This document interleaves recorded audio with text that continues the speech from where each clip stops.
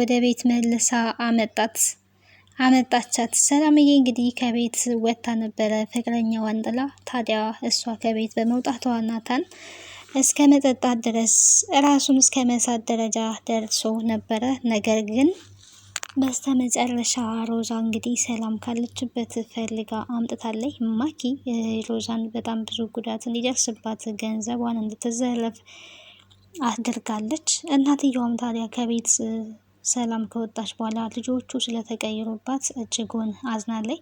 ከዚህ በኋላ እነሱ ህይወት ውስጥ መግባት የለብኝም ፈጣሪ ሆይ ይቅር በለኝ እያለች ትገኛለች። በጣም ተጨንቃለች፣ አዝናለች።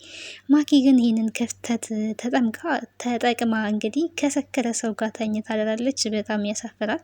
ናታን ይህንን አያውቅም። እሱ ሰክሮ ተኝቷል። እሷ ደግሞ የሰከረ ሰው ጋር ተኝታለች ማለት ነው። ይሄ ፍቅር ሳይሆን እብደት ይባላል ብዬ አስባለሁ፣ እንደኔ አስተሳሰብ። ምክንያቱም ናታን እሷን ሊያፈቅራት አይደለም ሊያየት እንኳን አይፈልግም። እሷ ግን ስታደርግ የነበረው ድርጊት እጅጉን የሚያሳፍር ድርጊት ነው። ሰላም ጤና ይስጥልኝ ውድና የተከበራችሁ የቻናል ቤተሰቦች እንዴት አላችሁ? በያላችሁበት የዓለም ዳርቻ ሰላማችሁ ይብዛ። ለዚህ ቻናል አዲስ ሆናችሁ ሰብስክራይብ፣ ላይክ፣ ሼር እያደረጋችሁ ቤተሰብ እንድትሆኑ በአክብሮት ጋብዛለሁ። ተወዳጁን ሮዛ ድራማ ወደ እናንተ ይዤላችሁ መጥቻለሁ። እንግዲህ በዚህ ክፍሎች አዳዲስ ነገሮች ተፈጥረዋል። እስከ መጨረሻው ድረስ ተከታተሉ። ቪዲዮን ላይክ በማድረግ ጀምሩ። የተፈጠሩት ምንድን ናቸው ካለን እንግዲህ እንደምናውቀው ሰላምዬ ከቤት ወጥታለች። ይሄንን ደግሞ ያደረገችው ግዴታ መውጣት ስላለባት የናታን እናት ውጪ ወይ ከእናትሽ ወይ ደግሞ ከናታን መምረጥ አለብሽ ብላ በእናቷ ስለመጣችባት ምንም አማራጭ አልነበራትም። ለመውጣት ወስና ነበረ። በዚህ መሀል ታዲያ ናታን አይቷት እያለቀሰች ይህንን ሁሉ እያደረገች ያለችው እናቴ እንደሆነች አውቃለሁ፣ እረዳለሁ፣ ግን ጠብቂኝ ብሏት ነበረ ከክላሷ የወጣው። ታዲያ ወደ ይሄንን ሲያደርግ በጣም ማኪ በር ላይ ቆማ እሷ ሲያባብል ሰምታለችና ናታን ቀጥታ ወደ እናቱ ክፍል በሄደበት ሰዓት ነው ማኪ ክላሷ ገብታ ከቤት ውጪ ብላ ጎትታ ያወጣቻት። እሷ ግን ናታንን እየጠበቀች ነበረ። ናታንን ጥለሽኝ እንዳትሄጂ አደራ፣ እመለሳለሁ፣ መሄድ ካለብኝም ከአንቺ ጋር ሄዳለሁ፣ አብረን ነው የምንሄደው ሲላት ነበረ። በዚህ መሀል ማኪ ይሄንን ተጠቅማ ከቤት አውጥታታለች። ከቤት ማውጣት ብቻ አይደለም ለዱርዬዎች ደውላ ገንዘቧን፣ ስልኳን አዘርፋታለች ማለት ነው። በዚህ ሁሉ ውስጥ እንግዲህ በጣም እየተንገላታች ነበረ ሰላም እናትየዋ ላይ። ታዲያ ሮዛም ናታንም ይሄው የምትፈልጊው ነገር ይሄንን ነው፣ ናታንን በገዛ እጅሽ ገና አሁን ልታጩ ነው፣ ልጅሽን እያጣሹ ነው በማለት ሮዛም ስትናገራት ነበረ። እናትየዋን አሰብሽበት ወይ? ምን ላይ ደረሽ? ስለ ናታንና ስለ ሰላም ነበረ ስትላት የነበረው። እኔ ምንም የማስበው ነገር የለም፣ ውሳኔን ጨርሻለሁ። ስለ አንዲት ሰራተኛ የማስብበት ምንም አይነት ምክንያት የለኝም ነበር ያለችው። ናታንም ታዲያ ቀጥታ ገብቶ ይህንን ሁሉ ያደረግሽው አንቺ ነሽ፣ ሰላም ከዚህ መሄዷ ለምን አስፈለገ? ከዚህ ሂጂ ያልሻት አንቺ ነሽ አይደለ ወይ? እዚህ እንድትቀር አድርጊ ነበረ ሲላት የነበረው። ራሷ ናት መሄድ የፈለገችው። አንዲት ሰራተኛ መሄድ ከፈለገች እኔ በግድ ቀሪ ብዬ ላስቀራት አልችልም፣ ይሄ የራሷ ፍላጎት ነው በማለት እንግዲህ ስትዋሽ ነበር ማለት ነው የናታን እናት። ከትልቅ ሰው እንግዲህ ውሸት ባይጠበቅም እሷ ግን እየዋሸች ነበረ። መጨረሻ ላይ ግን ባደረገችው ነገር እጅጉን ተጸጽታለች። ምክንያቱም ናታን እስከ መጠጣት ደረጃ ድረስ ስለደረሰ ማለት ነው። ከቤት ነው እንግዲህ ጥለዋት የወጡት። የሮዛ እናት ያደረገችው ነገር ትልቅ ጥፋት መሆኑን አሁን ላይ ኦልሬዲ ተረድታለች። በጣም ተጸጽታለች። ከዚህ በኋላ በልጆች ህይወት ውስጥ መግባት የለብኝም፣ አምላኬ ሆይ ይቅር በለኝ፣ የኔን ጥፋት የኔን በደል መልሰ ለኔ አድርገው እንጂ ልጆቼን አትቅጣብኝ በማለት እንግዲህ በጣም እየተጨነቀኝ ነበረ። ተጨንቃ ባለችበት በህልሟ እንግዲህ ማኪ ሰላም ሮዛን ስትገርፋት ነበረ፣ ስታሰቃያት ነው ያየችው። እና ልጆቼ ተሰቃዩ የሚለው ነገር በሀሳቧ ስላለ ያ ደግሞ በህልሟ መጥቷል። ታዲያ እዚህ ጋር የወደፊቱን ነው የማስበው ለናታን እንጂ ለዛሬ አይደለም። ይሄ የጎርምስነት የወጣትነት እድሜያችሁ እናንተ ልታስቡ አትችሉም። ይሄንን ጊዜ ደግሞ እኔ ላስብላችሁ ይገባል ነው የምትለው። እንግዲህ ይሄንን በማለቷ ልጆቿን እያተረፈች ሳይሆን እያጣች ነው የምትገኘው። ታዲያ ማኪ ይሄንን አጋጣሚ በመጠቀም ናታን ሰክሮ በመጣበት ሰዓት ላይ በስካር ውስጥ እንግዲህ ናታን ማኪ የኔ ፍቅር እያለ ስትቀበለው ሰላም መስላ ነው የታየችው ማለት ነው፣ በሚያሳዝን ሁኔታ። እሷም እንግዲህ የምትፈልገው ይሄንን ነው። ከእሷ ጋር ጊዜ እንዲያሳልፍ ትፈልጋለች፣ ከእሷ ጋር እንዲሆን ትፈልጋለች። እሷ ስለምታፈቅረው ስለምትወደው ከእሱ ጋር አድራለች ማለት ነው። እሱ ግን ከሰከረ ሰው ጋር ከሬሳ ጋር በሉትና በጣም ነው ያስጠላችኝ። በነገራችን ላይ ማኪ ማለት ነው የምትሰራው ስራ የምታደርገው ድርጊት እጅጉን በጣም የሚያስጠላ ነገር ነው። ምክንያቱም ሰው ካልተወደደ አልተወደደም ነው፣ በቃ አለቀ። ምንም ነገር ፍቅር የጋራ ሲሆን ነው እንጂ ከአንድ ወገን ብቻ ሲሆን ጥሩ አይደለም ማለት ነው። ማኪ እየደረገች ያለችው ግን የራሷን ስሜት ብቻ ነው የምትረዳው። ስካሩ ደግሞ መልሶ እሱን እያስመሰለው ነገር እንግዲህ ሰላም ናት የመሰለችው። ጭራሽም ማኪናት ብሎም እንኳን አላሰበም። በሚገርመው ሁኔታ ማለት ነው። የሚገርመው ነገር ይሄ ነው። ሰላምን ነው በምናቡ ሲያሳየው የነበረውና ማኪ እንግዲህ የፈለገችው ነገር አድርጋለች። ግን ይሄንን ነገር ሰላም ካየች ከባድ ነው። በጣም ልቧ ይሰበራል፣ ታዝናለች ማለት ነው። ሰላም ይሄን ነገር ማየት የለባትም። እውነት ለመናገር የምታይ ከሆነ ግን በጣም ታዝናለች። እናትየዋ ኦልሬዲ አይታለች፣ ተመልክታለች ማለት ነው። እናትየዋ አይታ ምንም ማድረግ አልቻለችም። ያው ዝም ከማለት ውጪ ሌላ ምንም ነገር ልታረግ አትችልም። ዝምታን የመረጠችው። መጀመሪያም እንግዲህ ተፈልገው ስለነበረ ነው ይሄንን ድርጊት ሁለቱ አንድ ላይ እንዲሆኑ ትፈልጋለች። የእሷ ሁለቱ አንድ ላይ መፈለግ ለማኪም ቢሆን የልብ ልብ ሰጥቷታል ማለት ነው። ሮዛ ግን በጣም ጀግና ናት። ፈልጋ እንግዲህ ያለችበትን ባታገኝም እንኳን በስተመጨረሻ ራሷው ደውላለች ማለት ነው።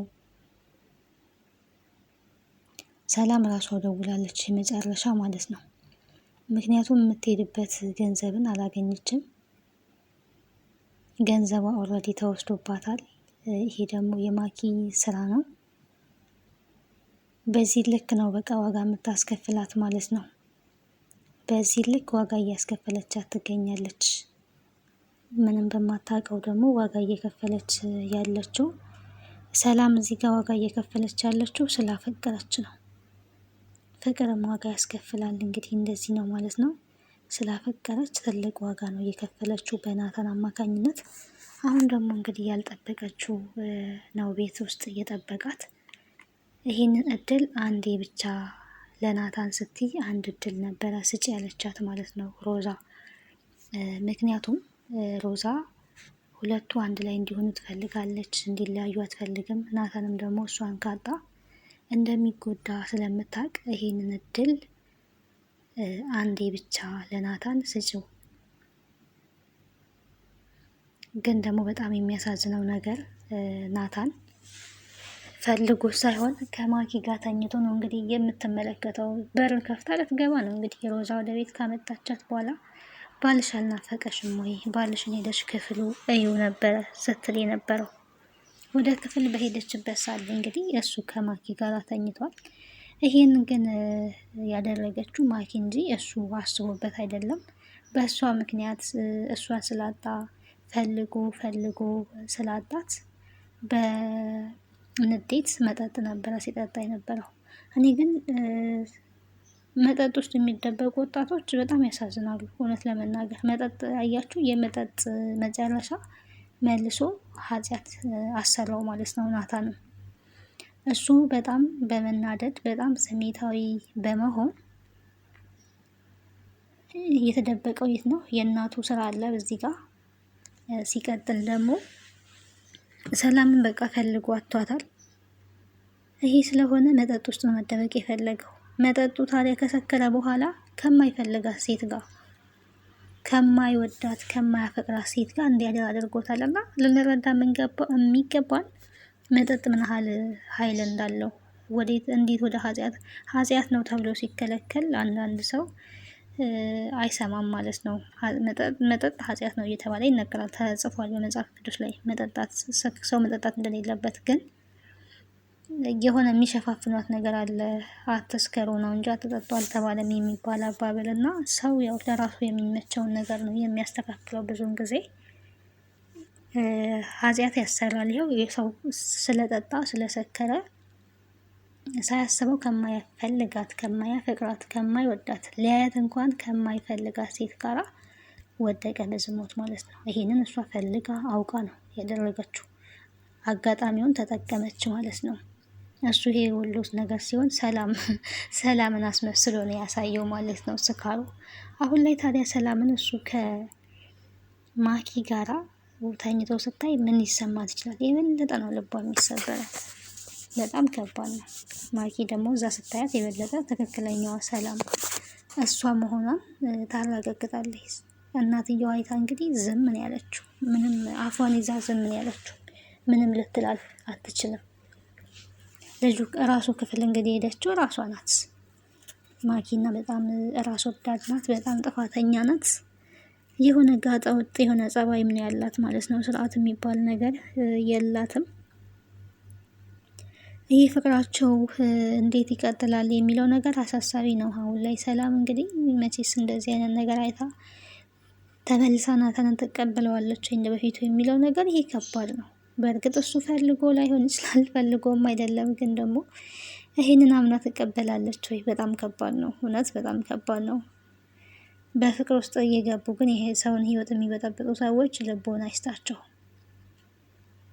ባፈቀረች ተጎዳች፣ ባፈቀረች ዋጋ ከፈለች፣ ባፈቀረች ገንዘቧን ስልኳን ተቀማኝ፣ በዛም ላይ ደግሞ እናቷን እንድታጣ እያስፈራሯት ይገኛሉ። እንግዲህ እና ይህ ሁሉ ነገር ነው እየደረሰባት ማለት ነው ሰላም። ታዲያ ከብዙ ለቅሶ ከብዙ ሀዘን በኋላ ደግሞ ተመልሳ ወደ ቤት ስትመጣ አሁንም ደግሞ ናታን ፍቅሯ ያለቀሰችለት የተሰቃየችለት የተንገላታችለት ከሴት ጋር ስታዩ የሚሰማ ስሜት በጣም ከባድ ነው። ቶሎ ላትረዳ ትችላለች የተፈጠረውን ነገር እስከምትረዳ ጊዜ ይፈጅባታል። በእርግጥ እውነቱን ያስረዳታል። ምንም የተፈጠረውን ነገር እሱ ምንም ስለማያውቅ ማለት ነው። በቀጣይ እንግዲህ ቀጣዩን ክፍል አብረን የምናይ ይሆናል። ለዛሬ ይዤላችሁ የመጣሁት ይህን ይመስላል። ቀጣዩ ምን ይሆናል የሚለውን አብረን ነው የምናይ የሚሆነው። ስለነበረን ቆይታ አመሰግናለሁ። ቤተሰብ ያልሆናችሁ ቤተሰቡ ነው። ሀሳብና አስተያየታችሁን በኮሜንት ሴክሽን ላይ አስቀምጡልኝ። ከድርብ ድራማ ምን ተማራችሁ? ከሮዛ ድራማ ምን ተማራችሁ?